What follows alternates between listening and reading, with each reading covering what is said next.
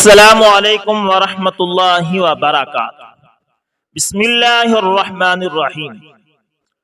دوستو، امام اعظم ابو حنیفہ رحمۃ اللہ تعالی کے محلے میں ایک شخص رہتا تھا جو نہایت متعصب قسم کا شیعہ تھا۔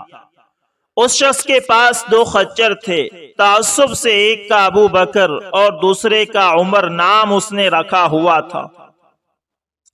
اتفاق سے ایک خچر نے ایسی لات ماری کہ اس شخص کا سر پھٹ گیا اور وہ اسی زخم سے مر گیا۔ محلے میں اس کا چرچا ہوا۔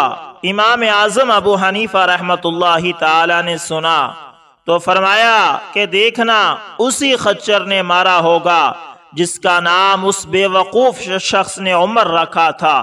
لوگوں سے دریافت کیا تو واقعی ایسے ہی ہوا تھا۔ اللہ اکبر۔ دوستو، اسی طرح یہ ایک اور کہانی ہے۔ یہ کہانی سعودی ہارٹ سرجن ڈاکٹر خالد الجبیر نے اپنے ایک لیکچر میں بیان کی ہے۔ وہ کہتے ہیں کہ یہ منگل کا دن تھا کہ جب میں نے ایک 2.5 سالہ بچے کے دل کا آپریشن کیا۔ اگلے دن یعنی بدھ کو اس کی حالت تسلی بخش تھی، مگر جمعرات کو دن کے 11 بجے ایک نرس نے مجھے اطلاع دی کہ بچے کے دل کی حرکت بند ہو گئی ہے۔ میں وارڈ کی طرف بھاگا اور پورے 45 منٹ تک دل کا مساج کیا۔ اس پورے عرصے میں دل کی حرکت بند تھی، لیکن اللہ کی قدرت کے 45 منٹ کے بعد دل نے پھر دھڑکنا شروع کر دیا۔ میں نے سوچا بچے کے والدین کو اس صورتحال کی اطلاع دینی چاہیے۔ میں اس کے باپ کی تلاش میں نکلا، وہ تو نہ ملا، لیکن اس کی والدہ مل گئی۔ میں نے اسے ساری صورتحال بتائی اور بتایا کہ حرکت قلب کا رکنا یعنی دل کی حرکت کا رکنا اصل میں بچے کے گلے میں خون کے جاری ہونے کی وجہ سے ہے، اور یہ خون کیوں جاری ہوا ہے اس کی وجہ ابھی ہم نہیں جان سکتے، لیکن میرا خیال ہے کہ اس کے دماغ کی موت واقع ہو گئی ہے۔ میرا خیال تھا کہ یہ سنتے ہی وہ خاتون چیخنے چلانے لگے گی، مگر میری حیرت کی انتہا نہ رہی کہ جب اس نے الحمدللہ کہہ کر سر جھکا لیا۔ 10 دنوں کے بعد بچے نے چلنا پھرنا شروع کر دیا۔ ہم سب بہت خوش تھے کہ اس کا دماغ بھی بالکل صحیح کام کر رہا تھا، لیکن 12 دنوں کے بعد بچے کے دل کی حرکت پھر رک گئی، اور اس کی وجہ وہی گلے میں خون کا جاری ہونا تھا۔ اس بار ہم نے پھر 45 منٹ مساج کیا، مگر بے سود۔ دل کی حرکت بند رہی۔ میں نے پھر اس کی ماں کو اطلاع دی اور کہا اب کوئی امید نہیں ہے۔ ماں نے یہ الفاظ پورے صبر اور تحمل سے سنے اور کہا الحمدللہ۔ پھر اس نے کہا میرے اللہ، اگر اس بچے کی صحت یاب ہونے میں کوئی بہتری ہے تو اسے محض اپنے کرم سے صحت یاب کر دے۔ یہ کہہ کر اس نے پھر سر جھکا لیا۔ ایک بار پھر معجزہ ہوا اور بچے کے دل نے پھر کام شروع کر دیا، مگر بات یہی پہ نہیں رکی۔ 6 ماہ میں بچے کو اس طرح کے 6 اٹیک ہوئے کہ اس کا دل دھڑکنا بند کر دیتا۔ آخر 6 ماہ بعد ایک اور فزیشین بچے کے گلے میں ہونے والی بلیڈنگ روکنے میں کامیاب ہوئے تو ساتھ ہی دل کی حالت بھی سنبھلی۔ اب بچہ تیزی سے صحت یاب ہو رہا تھا کہ ہمیں ایک نئی مصیبت نے آن لیا۔ اس کے دماغ میں ایک رسولی بننا شروع ہو گئی، اور یہ ایسی رسولی تھی کہ اس طرح کی رسولی میں نے پہلے کبھی نہ دیکھی تھی۔ میں نے ایک بار پھر اس کی والدہ کو اطلاع دی، لیکن وہ اس بار بھی الحمدللہ کہہ کر چل دی، اور میں اسے دیکھتا رہ گیا۔ ہم نے بچے کو فوری طور پر دماغ کے سرجیکل وارڈ میں منتقل کیا۔ الحمدللہ کہ 3 ہفتوں کے علاج سے وہ کافی حد تک بہتر تو ہو گیا، لیکن چلنے پھرنے کے قابل پھر بھی نہ تھا۔ ابھی 2 ہفتے گزرے تھے کہ اسے 106 ڈگری بخار نے آن لیا۔ اس بخار کی وجہ بل پوائزنگ تھی۔ میں نے ایک بار پھر یہ صورتحال اس کی ماں کو بتائی اور اس نے ایک بار پھر یہ کہہ کر خاموشی اختیار کر لی کہ میرے مالک، اگر میرے بچے کے صحت یاب ہونے میں کوئی بہتری ہے تو اسے محض اپنے کرم سے صحت یاب کر دے۔ اس بچے کے ساتھ والے بستر پر ایک اور بچے کو 100 ڈگری بخار تھا اور اس کی ماں چیخ و پکار کر رہی تھی کہ ڈاکٹر، میرے بیٹے کو بچا لو۔ میں نے اسے کہا، تم نہیں دیکھتی کہ اس بچے کو 106 بخار ہے، لیکن پھر بھی اس کی ماں کس قدر صبر سے بیٹھی ہے اور تم صرف 100 بخار پر واویلا مچا رہی ہو۔ اس نے کہا، اس کا کیا ہے، یہ عورت تو بے وقوف ہے۔ اس پر مجھے حضور صلی اللہ علیہ وسلم کی حدیث یاد آئی کہ مبارکباد کے مستحق ہیں وہ لوگ جو اجنبی ہیں۔ حقیقت یہ تھی کہ میری پچھلی 23 سالہ سروس میں یہ پہلی ایمان والی عورت تھی، اور واقعتاً وہ باقی سب میں کتنا اجنبی لگ رہی تھی۔ 6.5 ماہ گزر چکے تھے۔ یہ بچہ اب ICU سے باہر آ گیا تھا، مگر اس کا یہ حال تھا کہ وہ نہ چل سکتا تھا، نہ بول سکتا تھا، نہ سن سکتا تھا، نہ ہی ہل جل سکتا تھا، اور اس پر مستزاد یہ کہ اس کا سینہ بھی کھلا ہوا تھا جس میں سے اس کا دل صاف دیکھا جا سکتا تھا۔ اس کی ماں مسلسل اس کے ساتھ تھی، وہ اس کے کپڑے تبدیل کرتی، اس کی خدمت کرتی، مگر اسے پہاڑوں جیسے صبر کے ساتھ، وہ ماں جس کا بچہ اس کی آنکھوں کے سامنے قبر کی طرف جا رہا تھا، لیکن پھر بھی اس کے ایمان کا یہ حال ہو کہ وہ اس کو اللہ کے سپرد کر کے چپ ہو جاتی ہو۔ اس طرح کے ایمان اور تسلیم و رضا کی میری زندگی میں پہلی مثال تھی۔ لیکن ایک بار پھر اللہ نے اپنی قدرت دکھائی۔ مزید 2.5 ماہ گزرے تھے کہ یہ بچہ اپنی ماں کی دعاؤں کے صدقے مکمل طور پر صحت یاب ہو گیا۔ ہم سب نے اس کو خوشی خوشی ہسپتال سے رخصت کیا۔ سارا ہسپتال اس کا گواہ تھا کہ جب سارے اسباب ساتھ چھوڑ جاتے ہیں تو دعا کس طرح بڑھ کر تھام لیتی ہے۔ لیکن یہ کہانی یہیں پر ختم نہیں ہوتی، بلکہ اصل کہانی جس نے مجھے ہلا کر رکھ دیا وہ اس کے بعد شروع ہوتی ہے۔ اس بچے کو ہسپتال سے گئے 1.5 برس گزر چکا تھا کہ مجھے ایک ملازم نے اطلاع دی کہ ایک مرد، عورت اور ان کے 2 بچے آپ سے ملنا چاہتے ہیں۔ میں ان سے ملنے گیا تو خوشی اور حیرت میں ڈوب گیا کہ یہ وہی والدین تھے جن کے بچے کا میں نے آپریشن کیا تھا۔ وہ بچہ اب 5 سال کا تھا اور اپنے ماں باپ کے ساتھ وہ بھی آیا تھا۔ وہ ایک پھول کی مانند خوبصورت تھا اور خوب بھاگ دوڑ رہا تھا، یوں لگ رہا تھا کہ جیسے یہ کبھی بیمار ہوا ہی نہ ہو۔ ان کے ساتھ ایک 6 ماہ کا نومولود بچہ بھی تھا۔ میں نے ان کو خوش آمدید کہا اور نئے بچے کی طرف اشارہ کرتے ہوئے مذاقاً کہا کہ اس بچے کا کون سا نمبر ہے، 12واں یا 13واں؟ باپ میری طرف دیکھ کر طنزاً مسکرایا اور کہا، ڈاکٹر، یہ ہمارا دوسرا بیٹا ہے، اور وہ بچہ جس کا آپ نے آپریشن کیا تھا وہ ہماری شادی کے 17 سال بعد محض دعاؤں کے صدقے پیدا ہوا تھا، اور اس کے بعد اس پر اور ہم پر جو بیماری کی آزمائشیں آئی اس کو آپ جانتے ہی ہیں۔ یہ سنتے ہی میں اپنے آنسو نہ روک سکا۔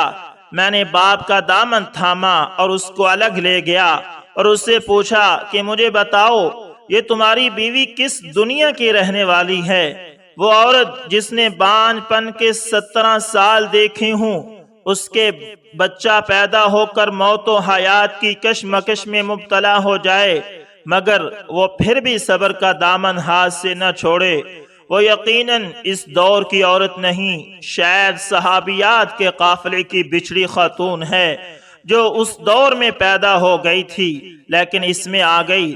اس مرد نے کہا، ڈاکٹر صاحب، میری بیوی کی کوکھ جتنی بانجھ تھی، اس کا دل ایمان سے اسی قدر زرخیز تھا، اور ہے بھی۔ خامد نے کہا، ڈاکٹر صاحب، ہماری شادی کو 19 برس ہو گئے، اس سارے عرصے میں اس نے کبھی تہجد بے قضا نہیں کی، نہ اس نے کبھی جھوٹ بولا ہے، نہ کسی کی غیبت کی ہے، اور نہ فضول گفتگو۔ میں جب بھی گھر لوٹتا ہوں تو وہ میرا بہت خوشی سے استقبال کرتی ہے، مجھے پیار اور دعاؤں کے ڈھیروں تحفے دیتی ہے۔ اس کی زبان ہر وقت اللہ کے ذکر سے معمور رہتی ہے، اور یہ نیکی، شکر اور صبر کا مجسمہ ہے۔ اور ڈاکٹر صاحب، سچ تو یہ ہے کہ میں اس کے تقوی اور نیکی کے سامنے جب خود کو دیکھتا ہوں تو شرم سے پانی پانی ہو جاتا ہوں، اور کتنی ہی بار ایسا ہوتا ہے کہ میری نگاہیں اس کے سامنے جھکی کی جھکی رہ جاتی ہیں، اور میں ان کو اوپر نہیں اٹھا سکتا۔ ڈاکٹر خالد کی بیان کردہ کہانی تو یہاں ختم ہو جاتی ہے دوستو، لیکن آپ نے پیچھے ایک ایسا سوال چھوڑ جاتی ہے جس کا جواب سوچنا ہر اس شخص کے ذمے ہے جو خود کو مسلمان کہتا ہے، اور وہ سوال یہ ہے کہ کیا محض مسلمانوں جیسا نام رکھنے سے کوئی مرد حقیقت میں مسلمان مرد یا کوئی عورت حقیقت میں مسلمان عورت بن سکتی ہے یا نہیں؟ اور یہ کہ مسلمان ہونا نام کا معاملہ ہے یا صفات و کردار کا؟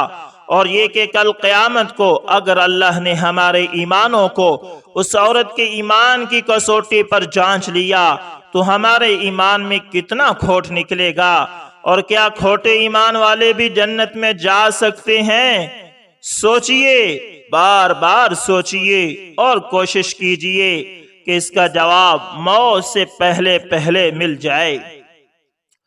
دوستو، اسی طرح ایک اور واقعہ بھی سنتے جائیں۔ لکھنؤ میں ایک حجام ہوا کرتا تھا جو پورے شہر میں چل پھر کر لوگوں کی حجامتیں بنایا کرتا تھا، لیکن اس کی ایک عجیب عادت یہ تھی کہ جو ہی اس کے علم میں آتا کہ شہر میں کوئی فوت ہو گیا ہے یا کوئی جنازہ جا رہا ہے تو وہ فوراً اپنا صندوقچہ کسی کے حوالے کرتا اور جنازے میں شامل ہونے چل پڑتا۔ بعض اوقات تو یوں ہوتا کہ دن بھر میں کوئی بھی کام نہ کرتا، صرف 2-3 جنازے پڑھتا، شام ہو جاتی اور گھر کی راہ لیتا۔ عمر بھر اس کا یہی وتیرہ رہا، جنازے میں شامل ہونا اور جنازے کی نماز پڑھنا اس کی اولین ترجیح تھی۔ یہی حجام لکھنؤ کے مشہور عالم دین مولانا عبداللہ باری فرنگی محل کی حجامت بھی بنایا کرتا تھا۔ اتفاق سے یہ ہوا کہ جس دن مولانا کا انتقال ہوا اس حجام کا بھی انتقال ہو گیا۔ مولانا کے جنازے میں شمولیت کے لیے دور دراز سے لوگ پہنچے اور لاکھوں کا مجمع ہو گیا۔ شہر کے ایک بڑے گراؤنڈ میں مولانا کا جنازہ پڑا گیا۔ عین اسی وقت اس حجام کا جنازہ بھی گھر سے روانہ ہوا اور اسی گراؤنڈ میں لایا گیا۔ مولانا کے جنازے کے بعد اعلان ہوا کہ بھائی ایک اور جنازہ بھی آ گیا ہے، برائے کرم وہ جنازہ بھی پڑھ کر جائیں۔ وہ لوگ جو مولانا کے جنازے میں شمولیت کی غرض سے آ رہے تھے اور لیٹ ہونے کی وجہ سے اس میں شامل نہ ہو سکے تھے، وہ بھی پہنچ گئے تھے اور وہ سب بھی اس حجام کے جنازے میں شامل ہو گئے۔ اسی طرح اس کا جنازہ مولانا کے جنازے سے بھی بڑھ کر ہو گیا۔ عمر بھر کی محنت کا صلہ لوگ اپنی آنکھوں سے دیکھ رہے تھے، ورنہ عام حالات میں ایک بیچارے حجام کی موت پر کتنے لوگ جنازے میں شامل ہوتے ہیں، یہ سب آپ لوگ بھی جانتے ہی ہیں۔ دوستو، مولانا عبدالقادر رائے پوری رحمت اللہ تعالی نے فرمایا کہ ان کے گاؤں میں ایک ہندو تھا جس کی کریانے کی دکان مسجد کے دروازے کے سامنے تھی۔ یہ ہندو ہر جمعرات کو مسجد کے چراغ میں تیل ڈالا کرتا تھا۔ آپ نے اس عمل کو اس نے ساری عمر بہت پابندی سے نبھایا۔ ایک دن یہ نماز جمعہ کے فوراً بعد مسجد میں پہنچا اور کہا کہ بھائی مجھے مسلمان کر لو۔ لوگوں نے پوچھا تمہیں کیا ہوا؟ اس نے کہا کہ کئی دنوں سے ایک بزرگ میرے خواب میں آ رہے ہیں اور کہہ رہے ہیں کہ تمہارا انتقال ہونے والا ہے، جلدی سے مسلمان ہو جاؤ۔ اللہ اکبر۔ لوگوں نے کہا سوچ لو، اگلے جمعہ مسلمان ہو جانا۔ اس نے کہا ہو سکتا ہے اگلا جمعہ آنے کی نوبت ہی نہ آئے۔ چنانچہ وہ مسلمان ہو گیا اور پھر واقعی اگلا جمعہ آنے کی نوبت نہ آئی اور اس سے پہلے ہی اس کا انتقال ہو گیا۔ یہ دونوں واقعات مجھے حضرت اقدس نفیس شاہ صاحب سید انور حسین نفیس رقم رحمت اللہ تعالی نے اس وقت سنائے تھے جب میں نے ان سے سوال کیا تھا کہ حضرت کوئی ایسا عمل بتائیں جس سے اس بات کا یقین ہو جائے کہ خاتمہ ایمان پر ہوگا اور اللہ کریم بخش دے گا۔ حضرت رحمت اللہ تعالی نے فرمایا تھا کہ کسی بھی نیکی کو چھوٹا نہ سمجھو، بظاہر ایک معمولی نیکی پر بھی مداومت اختیار کرو تو اللہ کریم اس کو ہی ذریعہ بنا لے گا۔ اور پھر ساتھ ہی انہوں نے دھیرے سے یہ بھی کہا تھا، میری طلب بھی ان کے کرم کا صدقہ ہے، یہ قدم اٹھتے نہیں اٹھائے جاتے ہیں۔ فرمایا کہ جب وہ بخشنے پر آئے تو بہانہ بھی خود ہی بنا دیتا ہے، بس اس سے مانگتے رہو۔ مالک کے سامنے جھولی پھیلائے رکھنا اور اس سے مانگتے رہنا ہی بندے ہونے کا تقاضا ہے۔ اس تقاضے کو پورا کرنے کی کوشش کرتے رہو، باقی کام خود مالک ہی کر لے گا۔ اللہ اکبر، اللہ اکبر۔ دوستو، ان تمام واقعات سے بہت کچھ سیکھنے کو ملتا ہے۔ ایک یہ کہ کبھی بھی نیکی کے کسی کام کو چھوٹا نہ سمجھو، یعنی نیکی کے کام کو معمولی سمجھ کر نہ چھوڑو۔ جو بھی کام کر رہے ہیں نا، اس پر پابندی اختیار کرو۔ اگر آپ پابندی کے ساتھ، مستقل مزاجی کے ساتھ کوئی بھی نیکی کا کام کرتے ہیں تو ہو سکتا ہے اللہ تعالیٰ اسی کے ذریعے آپ کی بخشش فرما دے۔ اس لیے دوستو، دین کے کسی کام کو بھی معمولی نہ سمجھیں۔ دین کا کوئی کام بھی معمولی نہیں ہوتا۔ یہ تو ہماری نظر ہے نا، ہم کہتے ہیں یہ چھوٹا ہے، یہ ثواب تھوڑا، کیا پتا اللہ کو وہی تمہارا عمل پسند آئے، کیا پتا اس میں آپ کا خلوص اور اخلاص ایسا ہو کہ اللہ کو پسند آ جائے اور اللہ آپ کے بیڑے کو پار کر دے۔ تو دوستو، اسی لیے کسی بھی کام کو معمولی نہ سمجھے۔ جو بھی دین کا کام کر رہے ہو، خلوص کے ساتھ کریں، مداومت کے ساتھ کریں، پابندی کے ساتھ کریں اور ہمیشہ اللہ سے مانگتے رہا کریں۔ اللہ تعالی ہمیشہ انسان کی مدد فرماتے ہیں اور خاص طور پر اس شخص کی مدد زیادہ فرماتے ہیں جو ہمیشہ اپنی ہر مصیبت میں اللہ کو پکارتا ہے۔ اَمَّن يُجِيبُ الْمُضْطَرَّ إِذَا دَعَاهُ وَيَكْشِفُ السُّوءَ، وہی تو ہے دوستو، اللہ وہی تو ہے جو پریشانیوں والے انسانوں کی پریشانیاں دور کرتا ہے۔ کوئی اسے پکارے تو صحیح۔ آج ہم کہتے ہیں کہ ہماری دعائیں قبول نہیں ہوتی۔